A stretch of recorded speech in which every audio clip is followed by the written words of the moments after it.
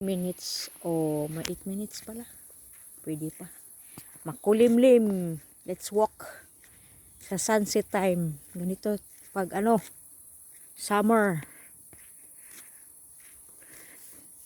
Pabalik na ako. Ang dami ng wala hindi kasi nakat yung mga kahoy sa side. Parang Pero pag dadarating yung mainit na talaga, mag-change tong color. Maging ito yellow.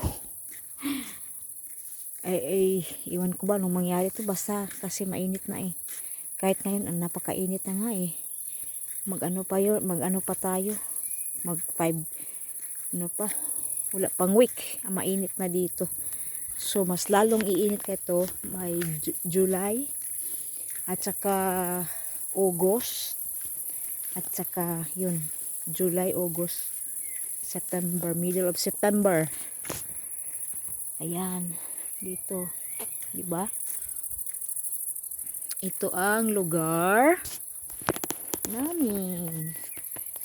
Wala nang mga karnero dyan. Pinalitan ng baka. Ayan sila Ayan. All the day. Ay. Kita mo ba yun? Bull yan Mayroong mga chikiting. Ang ganda tingnan nila, no? Pero kain sila. Tingnan natin pag darating ng ng masyadong mainit kung saan sila, kung mayroon pa ba yung kakainin dito kasi kabago pa. We will see. So ito, tahimik dito. Alam niyo yun? At saka yung makita mo yung bahay na yun, very old yan. Dito, hindi mo na makita ang